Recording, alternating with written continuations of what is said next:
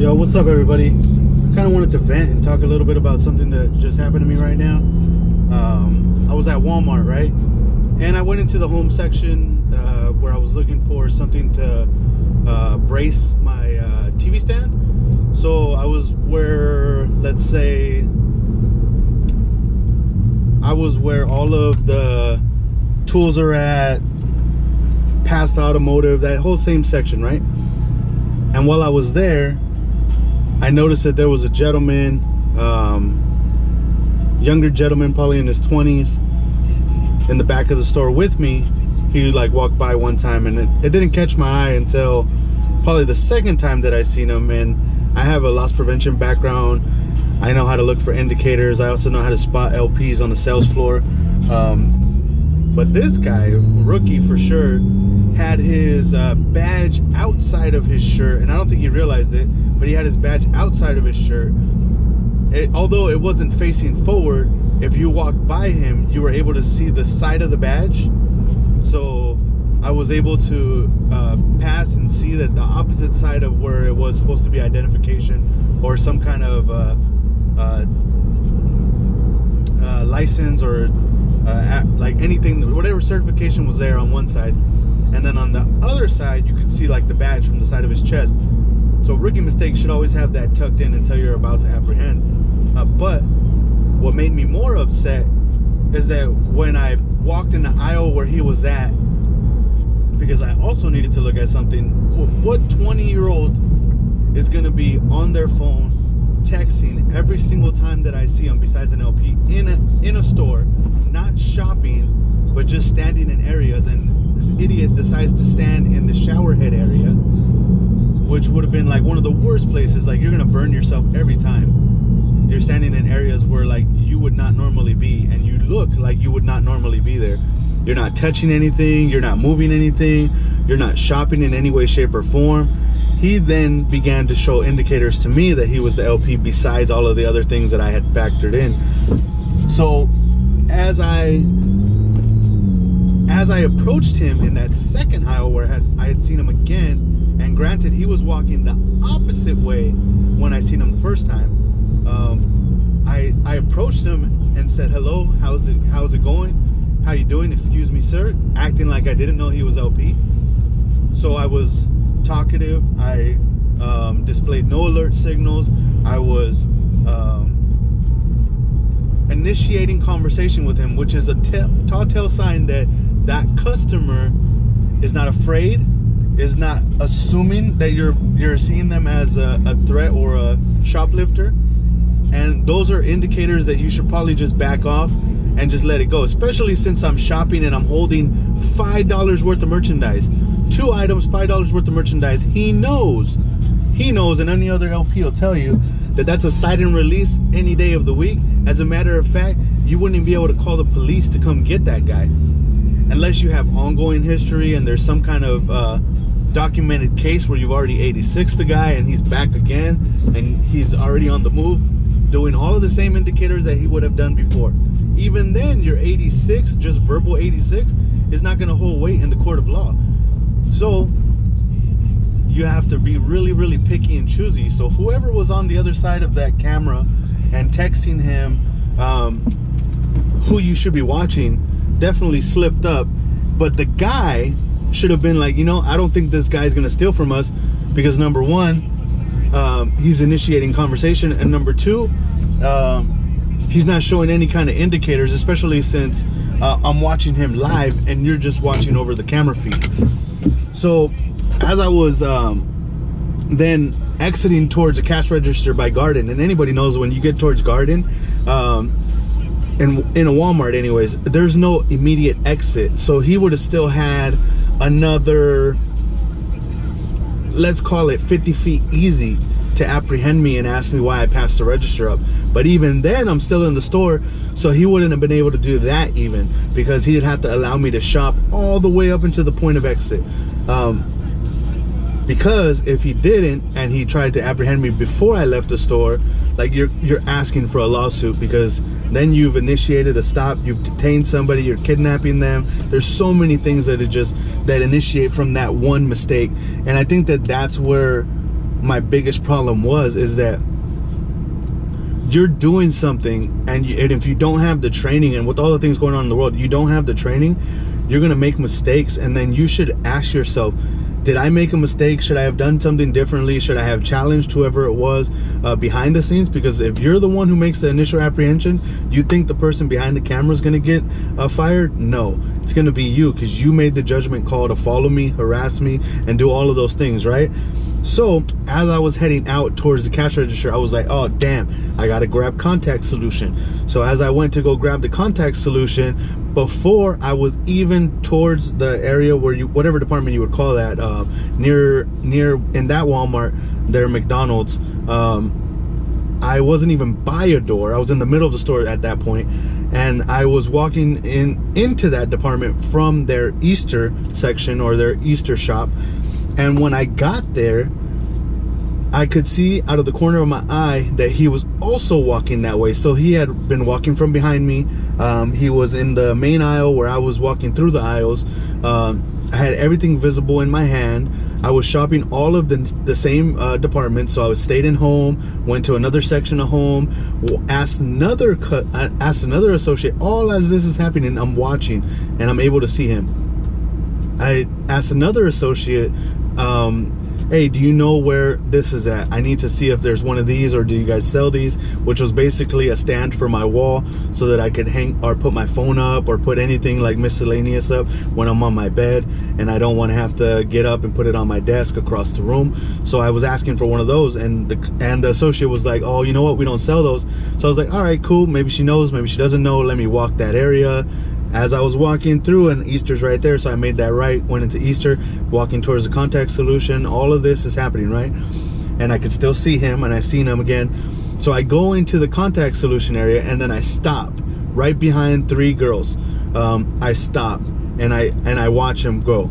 So I start to walk, and then he's already past the aisle that I know that I'm gonna turn in. And that's the thing about being a shopper, is that you can make abrupt moves and do different things because you find something. But if you're not a shopper and you're an LP or you're a thief, you're looking for somewhere, you're looking for a spot, and those are all indicators that you're gonna either burn yourself or that you're about to steal, right? Because you're purposely going behind someone or behind somewhere, looking for somewhere that's either safe, or you're looking for somebody following them to initiate that first or second step, right? Which is like the concealment, or watching them go through, right? You've already seen the selection, and now you're looking for me to start concealing, right? And granted, again, I have 2 little items, right? And I still have them visible in my hand, and I'm not putting my hand anywhere where I feel like they would have felt like I was doing it in order to, well, at the end of the day, I didn't put it in my pocket. So then I go into that aisle back behind the girls, and then go into select contact solution. And then he makes the mistake of coming to the aisle while he's on his phone texting, which is a normal LP thing. You text, you use a text message, it makes it so it's not so abrasive, like you're not on the radio where you're like, hey, all right, I'm right here, I can see him. It's one of those things, right? It's not like Ross where you use the radio to communicate everything that you're doing. When you're an LP, you use texting. It's an easier way to communicate, makes you look like a normal individual on the sales floor. So I then select my contact solution, start walking out of the aisle, and go right up to him and say, oh, hey, oh, it's you again. How's it going? I was like, yeah, good to see you again. And then walk right by him, and then turned around, and I could see him texting still. And then like he looked, but then looked right back. And then I went into the line to pay, and I'm just like irking, because I really, really wanted to go back and just tell him like he's doing a horrible job. And then as one LP to another, that he's making a lot of mistakes, like his badge being visible so that I can see it. All of those things are like rookie mistakes, or that lack of training that could lead to somebody getting a lawsuit, or somebody feeling like they're being harassed, somebody feeling like they're being profiled, which is it's like a zero tolerance for any company. And they'll tell you straight off the bat that if I'm able to prove or justify that that person was profiling, that could be up to an immediate termination. It's because like companies don't want those problems, yet they don't provide those sufficient training tools for those people to be successful in their job. They'd rather just think of it like, you know what, in and out. Like if this guy gets into trouble, we fire him. He holds, or he sustains the, like, no, there's no career path for that individual when he's an idiot or he's untrained. Like, you throw a lot of young gunners on the streets, and we see the evidence of what happens to those people and what happens to our community.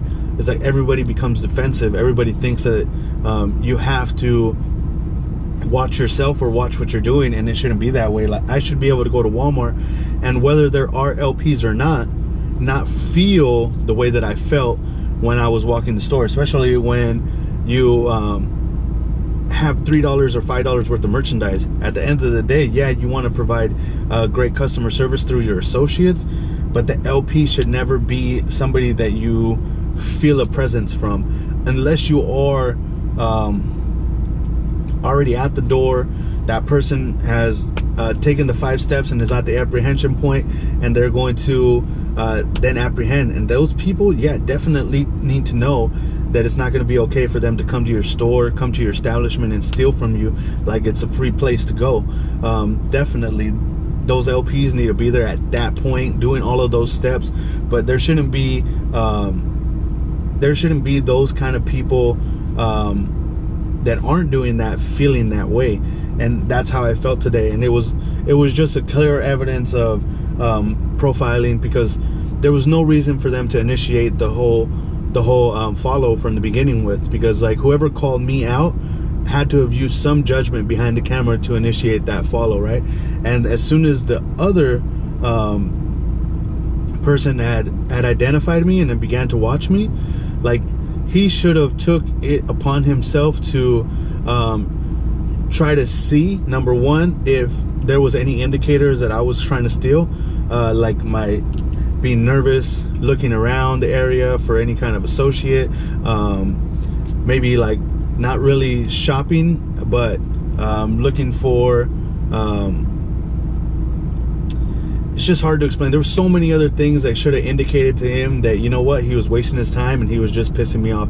Because at that third point that he had already seen that I was making eye contact with him extensively, customer servicing him instead of him customer servicing me, especially since they're plain clothes. I know he doesn't want to burn the fact that he's an LP, but what was I going to do? Flip his badge around and tell him, hey, look, I know you're LP? Like, at some point he should have told himself, like, all right, cool, like, I'm making this guy mad. It's not going to make anything better. And if he walks, then, you know, then he walks with $5 worth of things, because I'm not about to get this guy.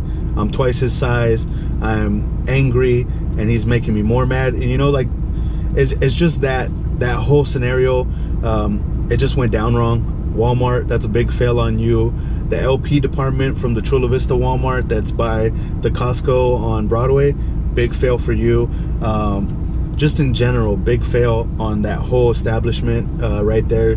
Lack of training, lack of professionalism. And just from the LP standpoint, I would hope that from this moment forward that they would try to, if this ever reach them, because I do kind of want to email them, but I figure that this is a better way for you guys to be able to understand how to identify an LP, how to know if you're being profiled, how to know if you're being watched. Because it happened to me also at a Nordstrom Rack, and the only thing about the Nordstrom Rack was that I was able to identify the LP because the store is so small, and he was just standing in the middle of the store. Idiot doesn't realize that he's using his radio in a bad position. So, like, let's say that he was using his radio like this. Not anybody in the history of ever grabs their shirt like this unless you're using a mic. And which is part of the reason why people usually keep their mics here, or their mic here, or their button to talk here, is so that they can adjust their hand and they never look like they're talking on the mic. But when you don't have that privilege and you have an earpiece where you have a headset connected to that, and you don't have its own form of walkie-talkie, then you are going to have to press the button. So wherever you have it, you're going to be pushing. So like most of the time what I do is I'll push my hand on my heart, like if I'm like touching something, but what I'm really doing is using the force of my palm to hit the button. There's a lot of different secrets, but there's a lot of different signs as well, and I just felt like, you know what, you guys should know this stuff. It happened to me. I don't know if you've ever experienced anything like that with LPs, where you've actually caught that LP red-handed profiling you or harassing you in the store when you're just trying to shop, especially when it's something that's like so minimal. Like, are you really gonna run out with staples? That's what I got. I got staples for wires. So I got wire staples that were like $2, and a brace for my TV stand, again, so I could secure it, which was $2. So it was a total of $5. Have you ever really been in that situation like I have today?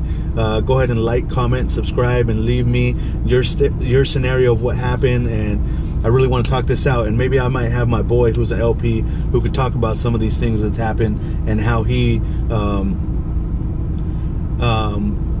might have a perspective from the other side as well, because both of us have been LPs, except he's taken his direction a lot further than I did. I decided to move over on the opposite side operationally, and then maybe I could ask one of my boys who's a lawyer and talk to him about how you might be able to approach that from a professional standpoint as a customer, as a shopper, and how sometimes, you know, they might not have handled the situation correctly, but, you know, maybe what it is that we can do to help them understand that it's not okay to make somebody feel like that.